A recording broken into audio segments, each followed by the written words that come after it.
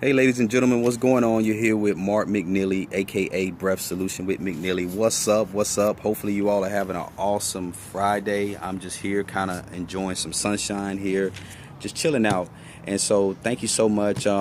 Please like, comment, and subscribe to my channel. Also, click below in the link in the description box. There'll be a link that you can actually access some free tips, okay, to show you how to actually get rid of some mucus. All right, so if you're at this video and you're looking to get rid of mucus as it relates to bad breath, okay, there'll be a link below in the description box where you can actually go ahead and get information on how to get a better oral hygiene and what to do exactly, all right, to really take back control of your life. So anyway, let's jump into this segment. I know you're excited, guys. I always try to deliver some value, deliver the goods. So in this video segment, I'm going to be talking to you today about how to get rid of mucus, okay? And by the end of this video, you're going to learn what mucus is, why you have it, okay, and how to get rid of it, okay? So you're going to learn what its main causes are for, okay, and how to reduce it, okay? You can't really get rid of it, but how to reduce it, okay? And you're going to learn pretty much why you have it, all right? If that makes sense.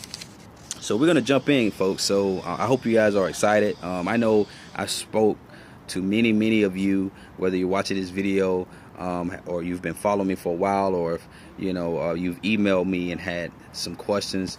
Many people have struggled with mucus in the throat, in the nose, all right, clear mucus. Some people have said it was yellow, some says thick, or just clear, and it's actually stuck in the back of the throat, and it's very aggravating, okay? It smells for most people that have come across this video.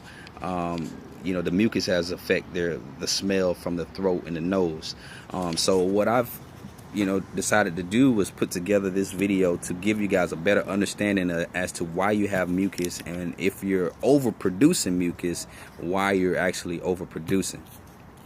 So anyway, basically what mucus is designed to do, folks, for all of us, every person is created to have mucus within their body, okay? It's designed to protect your tissues, okay, that lines your lungs, your throat, and your nasal passages, okay, and sinus passages, okay, and to keep it from, number one, drying out, okay? That's what mucus is designed to do.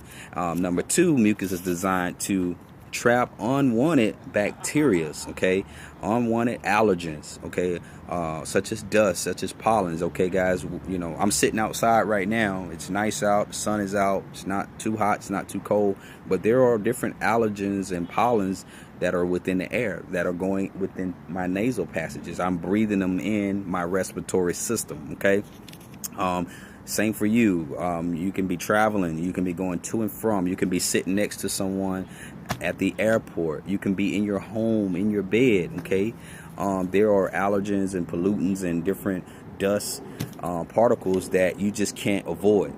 All right, so your mucus within your body is designed as a defense mechanism, okay, to prevent these allergens and these unwanted agents from spreading throughout your body, okay, and getting you extremely sick, okay? If we didn't have mucus, folks, definitely we would be extremely sick, okay? So, it's very important that you understand this, okay? And as I was doing my research, I clearly understood, exactly that mucus is definitely needed. So, the question is, well, why do you have mucus? Okay, why do you have mucus? Okay, and basically, mucus, folks, it is definitely, or why do you have an overproduction? Let me say that. Why do you have an overproduction of mucus? It is basically, folks, geared around or based upon the fact that your body, based off of the foods that you're eating, your body is sending a message to the brain that you have been infected with some type of irritant, okay? So 99% of the time, the foods that you're eating or that we eat, okay, depending on what that is, and I'm going to go over that here shortly. It's going to trigger your brain. You know, it's not for everybody, okay, but it's only those that are allergic or that have some type of food reaction, you know, to whatever it is that you're eating.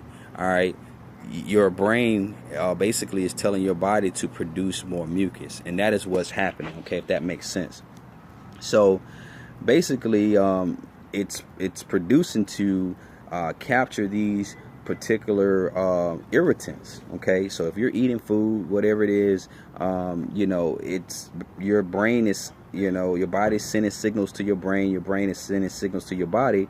They're communicating with each other to produce more mucus, when in reality you don't need more mucus, okay. You're not really sick, but it's because of the food that you're trying to digest. Now 80%, folks, of the food that you absorb and that you try to digest, it absorbs through your small intestines, okay. So 80% of this, you know, 80% of the food that you absorb in it, that's where it goes. So, you know, when we have an excessive amount of mucus, you know, it builds up within the intestines as well, okay. And just to let you guys know, when you have a buildup of mucus, that is a sign of inflammation going on. Inflammation means that there is something clearly not right, okay. So basically, when you're eating certain foods, and I'm going to go through some of the foods that you may be eating right now, breakfast, lunch, and dinner, okay, they're causing your body, your brain and body, to send signs and signals to produce more mucus, okay. So this is why, for those of you that are looking to cure bad breath, halitosis, and you say that you have bad breath in the throat, all right, or you feel like it's from the throat, well, guys, remember, it's, you know, this is why I tackle this issue from 4 phases: the mouth, the nose, the throat, and the stomach, because they're all connected. The foods that you eat, they're trying to be digested through your digestive tract, the small intestines, and all it's doing is producing mucus, which lines up, which goes from the intestines all the way up into the throat, okay, and sometimes in the nose, but more so it's in the back of the throat, okay. So the 2 main foods that I want to address that causes excessive mucus, folks, and this is why I highly recommend you pay attention to this, write this down, whatever you got to do. The 2 main foods, guys, that are a trigger to, you know, be an excessive production for mucus. Number 1 is dairy foods and products, and number 2 is wheat, okay. Now, when we're talking about dairy, there is a protein called casein. Casein is inside of milk. It is inside of ice cream. It is inside of processed foods that they make, breads and different pastries.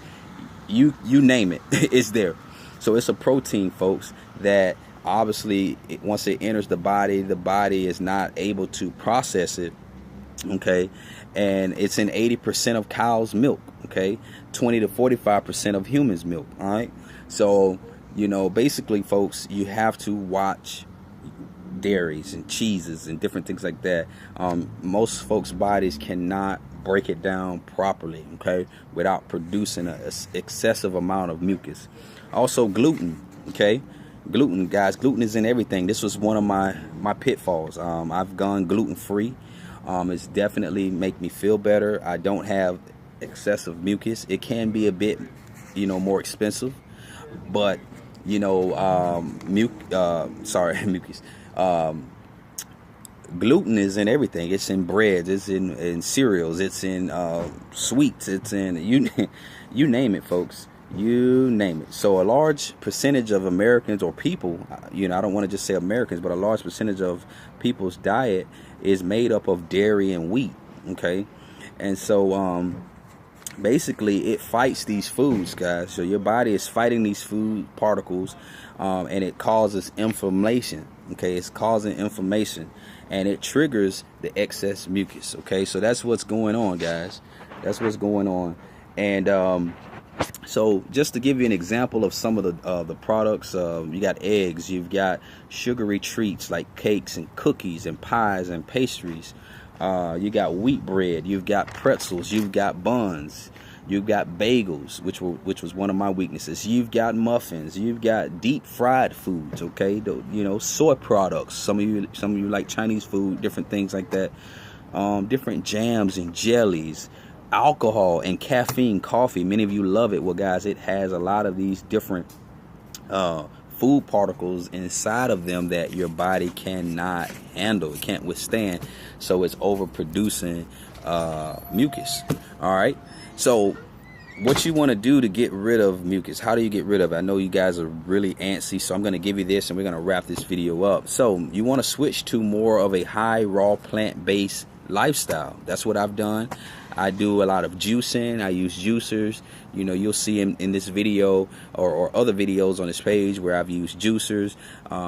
Radishes like red or horseradish, it can be good. Leafy greens, broccoli, herbs, garlic, celery, bamboo, asparagus, you know, oranges, grapefruits, you know, ginger. You can make ginger tea, grapefruits, pineapples, berries, hot peppers, Brussels sprouts. You want to move more to an alkaline type of a diet to reduce, and you know, you can't fully eliminate it, but reduce mucus. Okay, so that's pretty much what you can switch to. And once you start doing this with your diet, folks, you will definitely see a major breakthrough.